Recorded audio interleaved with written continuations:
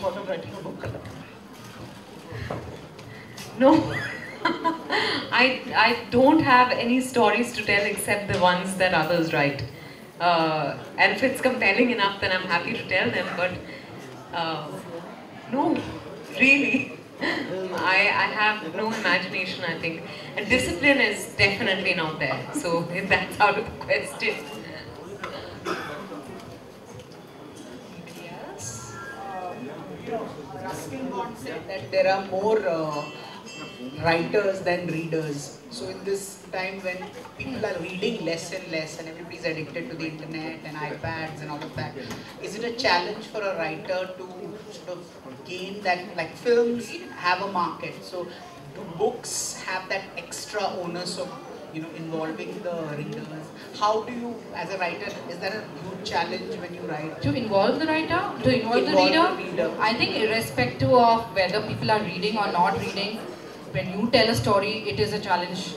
You have to, I mean, I think it's the same when you write a screenplay, when you're directing a movie. I think if, you know, anybody will agree with me, involving your audience is a task, and you have to keep your story on dot. You have to make sure that there are, all that you're hitting the right plot points, all those are technical points. But I think, you know, what's happening today is because of blogs, because of Twitter, because of everything, Snapchat, Periscope, name it, I don't, you know, everything. Everybody is a writer today. Everybody is a writer. I see some people on my Twitter timeline who write such exquisite things, and you know, but those are 140 characters. And I see some people who write 500 words of these the most amazing, expressive things. Everybody is a writer today. So if you want to stand out, then your story, the discipline thing that Niranjan said, you know, an average book is anything between 75,000 words to more, like 1,25,000. You have to get there. You can't stop at 5,000 and say, I'm done, I can't do this. So I think that involving the reader first starts with involving yourself. You have to be committed to the story, and then the rest just happens. Also, I meant the challenge for a writer, in the sense, this has to be marketed in a, so does that bog you down? You know? I hope it does not bog writers down to think of marketing in the beginning of writing a story.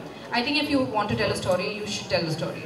Because you should write, again I said this before, you should write because you have to write, not write because you want to be published. Publishing should only be an outcome. It cannot be part of your process while you're writing. That will just kill your story.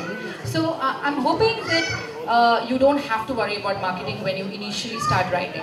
But yes, it's a job. I mean, I know when I finished the book, we worked as a team to get the book out, and we're here today because we worked as a team on the marketing and publicity and stuff. I mean, you can't ignore it. You can't sit and, you can't crawl into your hole and say, I'm not going to worry about any of those things. That's part and parcel of being a published author at the end of the day. How many other books?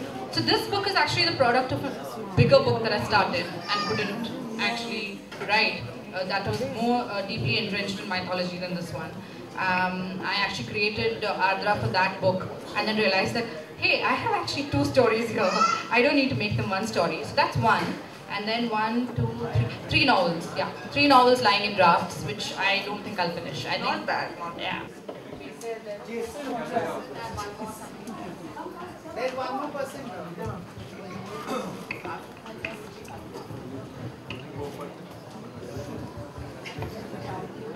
There's a story that actually happened to you 3 years ago. This happened to you, remember? Your memory has been modified.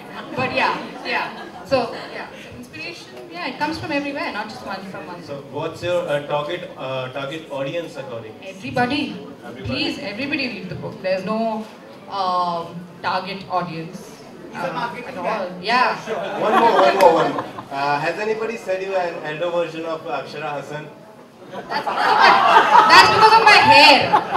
I don't look anything like Akshara. Akshara, I'm glad she's not here today. No.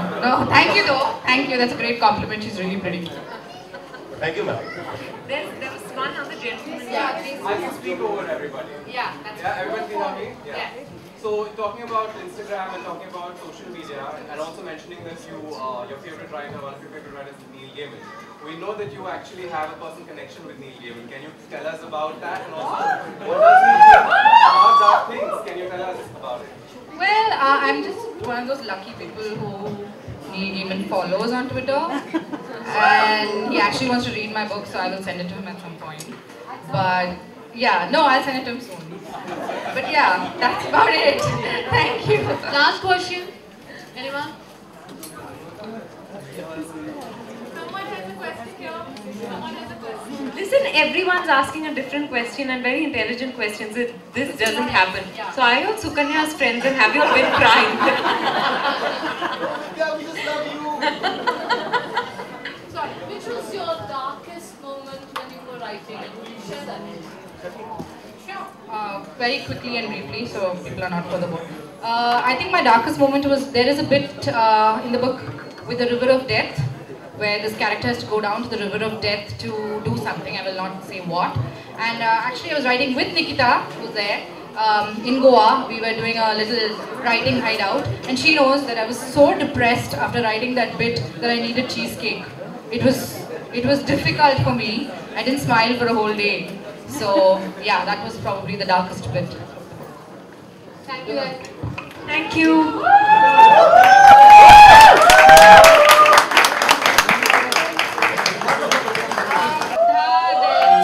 Sorry if I'm leaving somebody on stage. Jason. So Jason actually sent me a 12-page, 4,000-word review, like a feedback which made the book what it is today. This is Ali Peter Johnson, who's come today. Thank you so much, sir, for coming. Thank you everybody for coming, and yeah, I hope you had a good time. Thank you to the team from Nfxshot. They're the most amazing team, I have to say. There's Avnija and there's Prerna. Edited my book and handled all my tantrums, but yeah. I don't know. I can't get my husband. Thank you.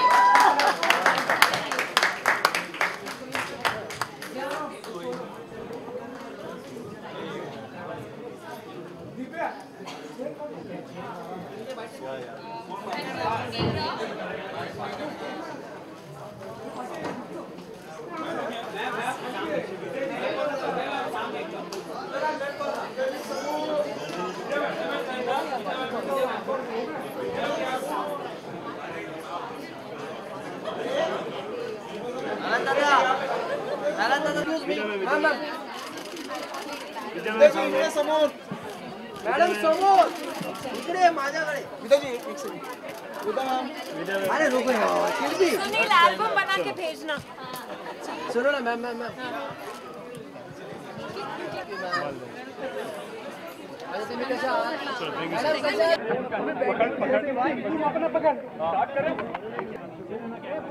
Did her first interview with me when she joined Filmfare, and I did my first ever Filmfare interview with Sukanya.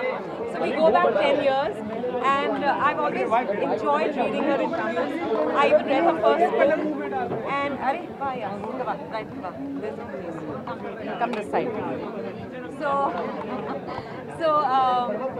And then she called me one day and she said, my second book is ready.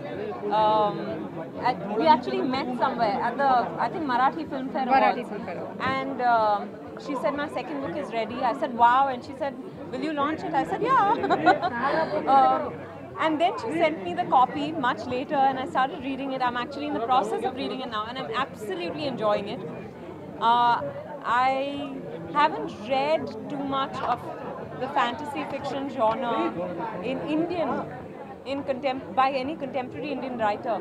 So that would just mean that I haven't read too much, but I'm enjoying this. I'm enjoying dark. What kind of book do you like to read? I read only fiction, but really depends on my mood.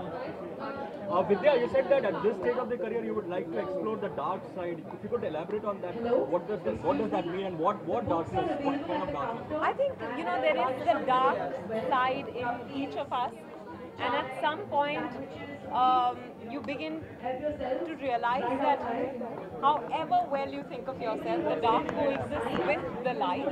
So just interesting characters women who are very real, therefore, given their weaknesses, their limitations, their, I don't know, any sort of, I don't want to name any character at the moment, but yeah, I'm just ready to explore the dark Okay, side. if I could ask you to list 3 dark things from Bollywood, what would those be? Look center, please.